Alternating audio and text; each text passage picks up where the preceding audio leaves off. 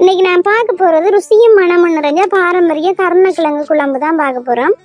சரியான முறையில் செய்தால் இந்த குழம்பு வந்து ரொம்ப டேஸ்டாகவும் சாதத்துக்கும் ரொட்டிக்கும் சூப்பராகவே இருக்கும். கருணக்கிழங்கு கசப்பு அரிப்பு இல்லாமல் எப்படி சமைக்கிறது என்பதை பற்றி தான் இன்னைக்கு ஈஸி டிப்ஸோட ஷேர் பண்ண போகிறேன். அதனால் வீடியோவை ஸ்கிப் பண்ணாமல் பாருங்கள். வாங்க வீடியோக்குள்ளே போகலாம். Hello my dear rich kitchen families, welcome to rich kitchen.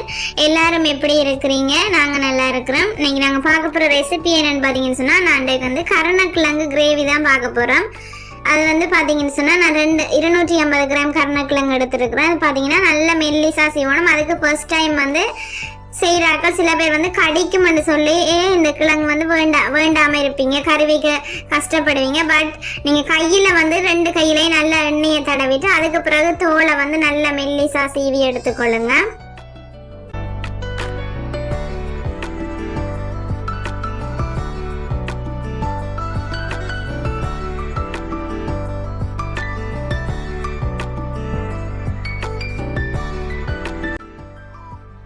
பாருங்கன்னா அந்த 2 பெரிய துண்டையுமே இதே மாதிரி சீவி எடுத்துட்டேன். இனி இதை நாங்கள் குட்டி குட்டியாக கட் பண்ணி கொள்ளணும். பொரிக்கிறதுக்கு நாங்கள் பொரிச்சு தான் இது குழம்பு வைக்க போகிறோம். அதனால் எவ்வளோ மெல்லிஸாக குட்டியாக கட் பண்ணிடலுமோ அதே மாதிரி குட்டியாக கட் பண்ணி எடுத்துக்கொள்ளுங்க. கையில் எண்ணெய் தடவிட்டு கட் பண்ணினீங்கன்னு சொன்னால் உங்களுக்கு ஈஸியாக இருக்கும். அப்படி இல்லாட்டி கடிக்கிற தன்மை இருக்கும். அதனால் கையில் நல்லா எண்ணெயை தடவிட்டு இப்படி குட்டி குட்டியா நறுக்கி எடுத்துக்கொள்ளுங்க.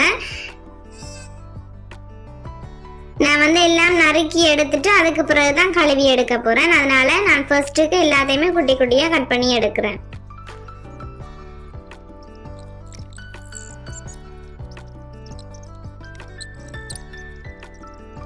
பாருங்க, நான் இதே மாதிரி குட்டி குட்டியா கட் பண்ணி அதை தண்ணியில கழுவி எடுத்துக்கொண்டு வந்துட்டேன்.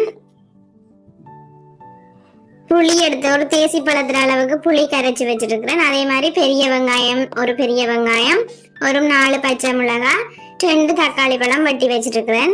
ஃபர்ஸ்ட்டுக்கு ஒரு பெரிய பாத்திரம் எடுத்துட்டு அதுல நான் கட் பண்ணி வச்சிருக்கிற கருணக்கிழங்க சேர்த்துட்டு கொஞ்சமா தூளுப்பு சேர்த்துக்கொள்றேன், கொஞ்சமா மஞ்சத்தூள் சேர்த்துக்கொள்றேன். இது 2யுமே நல்லா மிக்ஸ் பண்ணிட்டு இதை நாங்கள் நல்லா முருக பொரிச்சு எடுக்கணும். பொரிக்காம குழம்பு வச்சாலும் வைக்கலாம். பட் நான் இன்றைக்கு பொரிச்சு தான் குழம்பு வைக்க போகிறேன். அதில் கொஞ்சமா புளி கொஞ்சம் தெளிச்சு தான் அதை நல்லா பிசறி எடுத்துட்டு அதுக்கு பிறகு இதை பொரிச்சு எடுக்கணும். பாருங்க, சட்டி வச்சு எண்ணெய் காஞ்சிட்டது.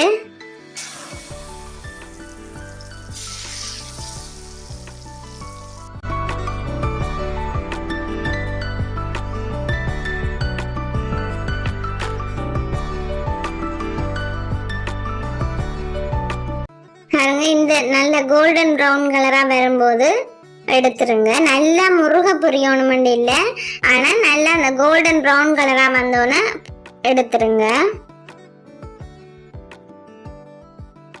பாருங்க, இதே மாதிரி இருக்கணும்.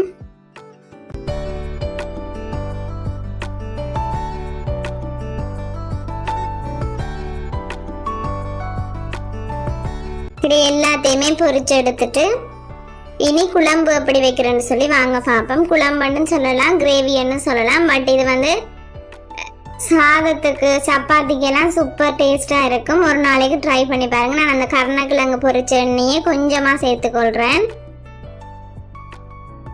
வெந்தயம் கொஞ்சமாக சேர்க்கிறேன், பெரிய சீரகம் கொஞ்சமாக சேர்க்கிறேன்,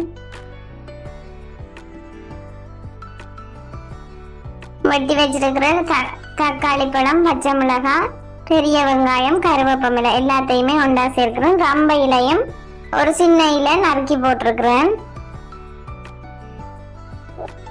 எல்லாத்தையும் நல்லா மிக்ஸ் பண்ணி விடுங்க. எல்லாம் நல்லா வதங்கி வரணும்.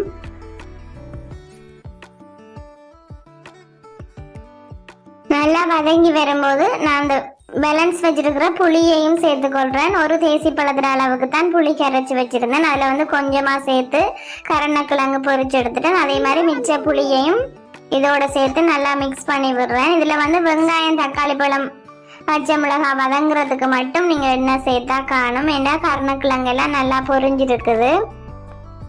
பாருங்க, இந்த டைம்ல பொரிச்சு வச்ச கருணக்கிழங்கையும் சேர்த்து நல்லா மிக்ஸ் பண்ணி விடுங்க.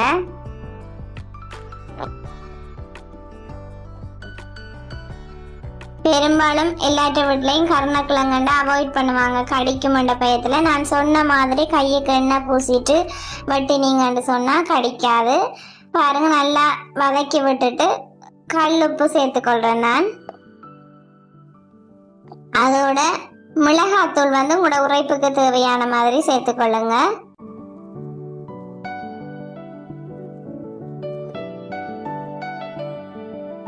நான் 3 டேபிள் ஸ்பூன் சேர்க்கிறேன். சேர்த்துட்டு நல்லா மிக்ஸ் பண்ணி விடுறேன்.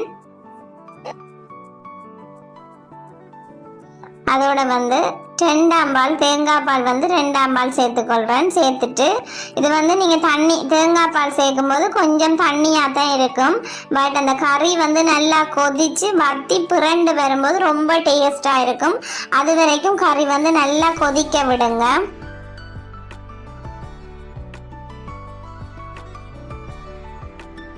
பாருங்க, இதே மாதிரி நான் எந்த அளவுக்கு தேங்காய் பால் விட்டு நான் நல்லா வத்தி அந்த ஓரங்கள் எல்லாம் திரண்டு போயிருக்குது. இதே மாதிரி நல்லா வத்தி வரணும்.